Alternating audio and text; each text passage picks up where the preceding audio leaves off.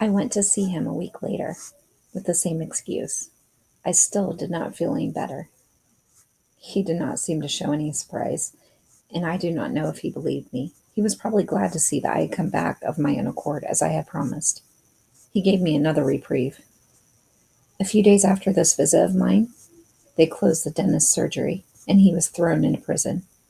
He was going to be hanged.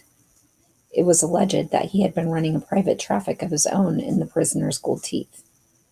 I did not feel any pity for him. I was even pleased about what had happened. I had saved my gold crown. It might be useful to me one day to buy something, bread or life. I now took little interest in anything except my daily plate of soup and my crust of stale bread. Bread, soup. These were my whole life. I was a body, perhaps less than that even, a starved stomach. The stomach alone was aware of the passage of time. At the warehouse, I often worked next to a young French girl.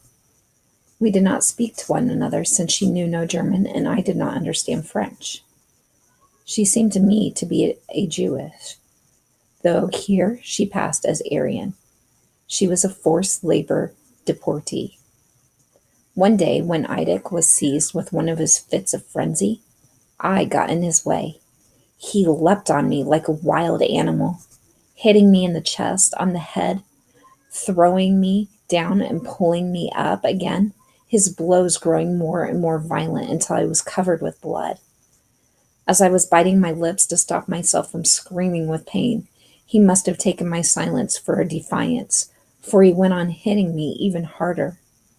Suddenly, he calmed down, as if nothing had happened. He sent me back to work. It was as though we had been taking part together in some game where we each had our role to play. I dragged myself to my corner. I ached all over. I felt a cool hand wiping my blood-stained forehead. It was the French girl.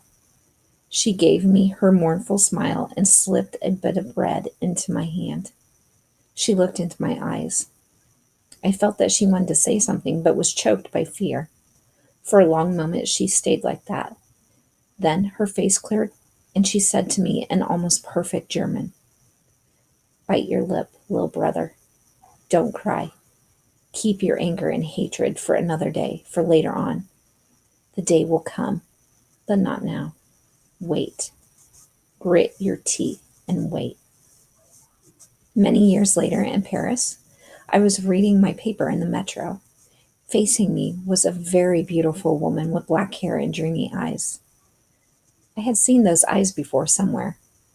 It was she. "You don't recognize me?" "I don't know you."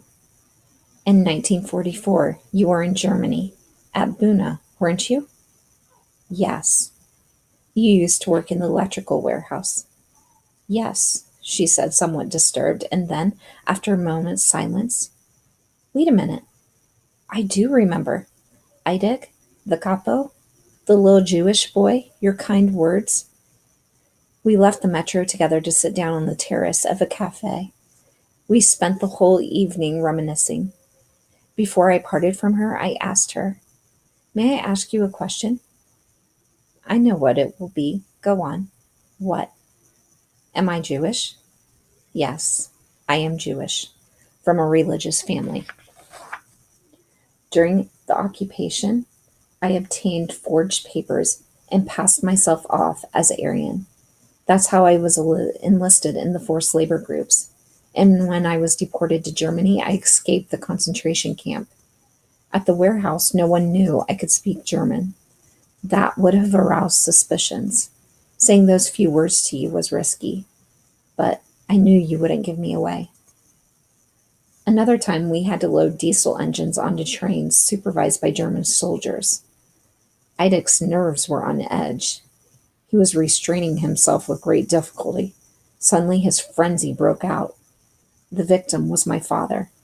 "You lazy old devil!" Idek began to yell. "Do you call that work?"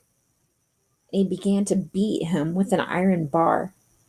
At first, my father crouched under the blows. Then he broke in two like a dry tree struck by lightning and collapsed. I had watched the whole scene without moving. I kept quiet.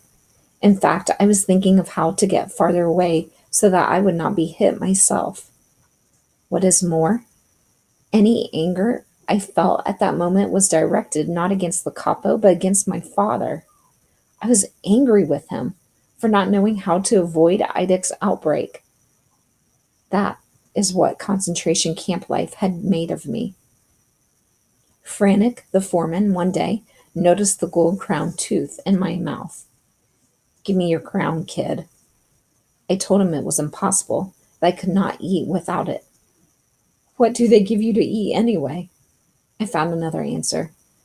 The crown had been put down on a list after the medical inspection. This could bring trouble on us both.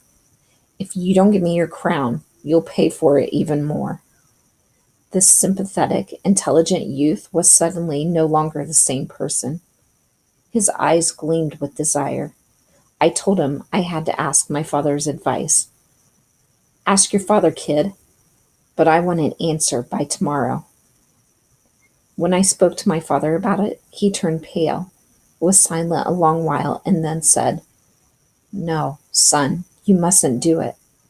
He'll take it out on us. He won't dare." But alas, Frantic knew where to touch me. He knew my weak point. My father had never done military service, and he never succeeded in marching in step. Here, every time we moved from one place to another in a body, we marched in strict rhythm. This was Frantic's chance to torment my father and to thrash him savagely every day. Left, right, punch. Left, right, clout. I decided to give my father lessons myself, to teach him to change step and to keep to the rhythm. We began to do exercises in front of our block. I would give the commands, left, right, and my father would practice. Some of the prisoners began to laugh at us. "Look at this little officer teaching the old chap to march. Hey, General, how many rations of bread does the old boy give you for this?"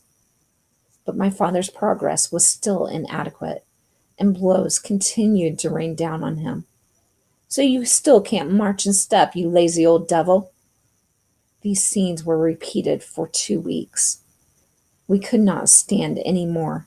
We had to give in. When the day came, Frantic burst into wild laughter. I knew it. I knew quite well I would win. Better late than never. And because you've made me wait, that's going to cost you a ration of bread. A ration of bread for one of my pals, a famous dentist from Warsaw, so that he can take your crown out. What? My ration of bread so that you can have my crown? Frantic grinned. What would you like then? Shall I break your teeth with my fist? That same evening, in the lavatory, the dentist from Warsaw pulled out my crown tooth with the aid of a rusty spoon. Frantic grew kinder. Occasionally, he even gave me extra soup. But that did not last long. A fortnight later, all the Poles were transferred to another camp.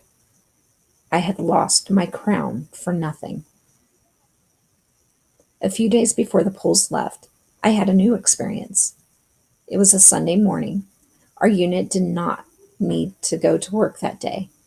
But all the same, Idik would not hear of our staying in the camp. We had to go to the warehouse. This sudden enthusiasm for work left us stunned. At the warehouse, Idik handed us over to Frantic, saying, "Do what you like, but do something. If not, you'll hear from me." And he disappeared. We did not know what to do. Tired of squatting down, we each in turn went for a walk through the warehouse, looking for a bit of bread some civilian might have left behind. When I came to the back of the building, I heard a noise coming from a little room next door. I went up and saw Idik with a young Polish girl half naked on a mattress. Then I understood why Idik had refused to let us stay in the camp, moving 100 prisoners so that he could lie with the girl. It struck me as so funny that I burst out laughing.